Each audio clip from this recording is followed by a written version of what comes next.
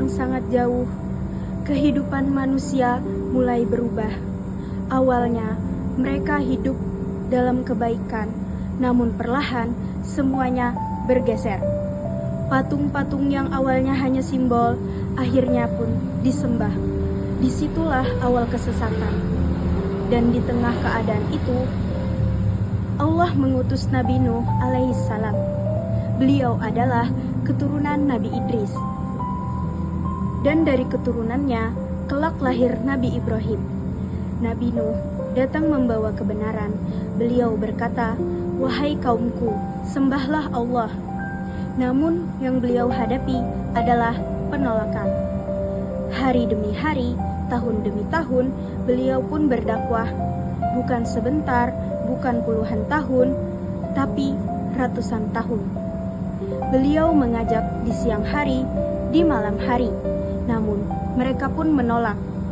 Mereka pun menutup telinga, mereka pun berpaling, dan mereka pun mengejek. Namun Nabi Nuh tetap sabar. Suatu hari Allah memerintahkan membuat kapal. Padahal tidak ada hujan, tidak ada laut. Namun beliau tetap taat. Lalu banjir besar datang.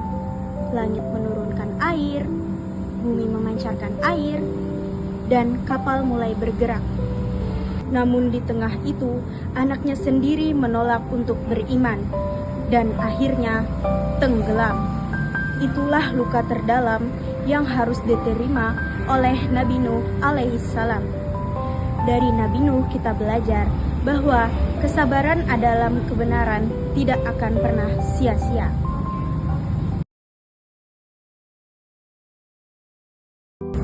Di negeri Babilonia, lahirlah Nabi Ibrahim. Beliau adalah keturunan Nabi Nuh.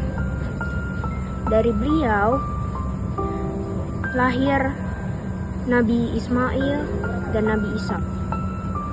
Dari Ismail kelak lahir Nabi Muhammad. Sejak kecil, Ibrahim tidak seperti anak-anak yang lainnya. Ia bertanya, berpikir, mencari kebenaran. Ia melihat manusia menyembah patung dan bertanya, bagaimana mungkin buatan manusia menjadi Tuhan? Ia melihat bintang, lalu bulan, lalu matahari. Namun semuanya tenggelam, dan akhirnya beliau berkata, "Aku hanya akan menyembah Tuhan yang menciptakan semuanya." Ibrahim mulai berdakwah, namun ditolak. Suatu hari, ia menghancurkan berhala-berhala. Kaumnya marah. Mereka menyiapkan api yang besar, dan Ibrahim dilemparkan ke dalamnya. Namun Allah menjadikan api itu dingin. Ibrahim selamat. Lalu beliau berhijrah. Allah memberinya Nabi Ismail.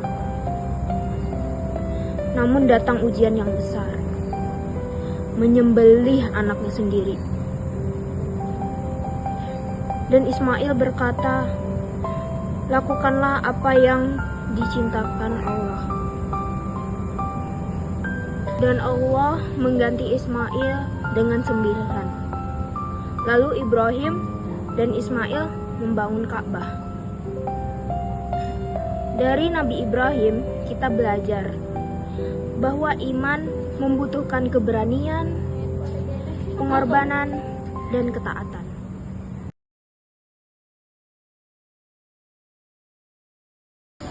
Di suatu masa, ketika manusia mulai lupa untuk bersyukur, lupa untuk jujur, bahkan lupa kepada Tuhannya sendiri. Allah tidak membiarkan mereka tersesat terlalu jauh. Allah mengutus seorang hamba yang bukan hanya cerdas, tapi juga sangat dekat dengannya. Dialah Nabi Idris alaihissalam. Beliau adalah keturunan Nabi Adam melalui Nabi Syeds. Beliau adalah salah satu nabi awal yang menjaga cahaya tauhid di bumi. Dan dari garis keturunannya kelak lahirlah Nabi Nuh yang akan melanjutkan perjuangan dakwah kepada manusia.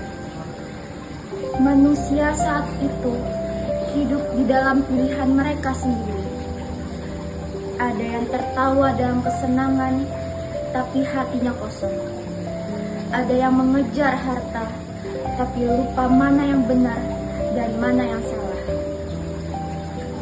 Kejujuran mulai ditinggalkan, kesombongan mulai dibanggakan, dan kebenaran perlahan mulai dilupakan. Di tengah dunia seperti itu, hadirlah seorang yang berbeda, yaitu Nabi Idris. Beliau tidak hanya melihat dunia, beliau memahaminya. Beliau tidak hanya hidup, berpikir, merenung, dan mencari makna. Setiap langkahnya dipenuhi dengan kesadaran bahwa hidup ini bukan sekedar sementara. Dengan hati yang tulus, Nabi Idris mengajak kaumnya kembali, namun tidak semua hati mau mendengar. Ada yang menolak, ada yang meremehkan. Tapi Nabi Idris berhenti karena beliau tahu kebenaran tetap harus disampaikan. Beliau mencintai ilmu. Beliau mengajarkan manusia menulis, mengajarkan cara membuat pakaian. Karena ilmu adalah jalan untuk mengenal Allah. Beliau sabar. Beliau tidak marah. Beliau tidak menyerah. Dan pada akhirnya Allah mengangkat Nabi Idris ke tempat yang lebih tinggi. Dari Nabi Idris kita belajar bahwa ilmu, iman, dan kesabaran akan mengangkat derajat manusia.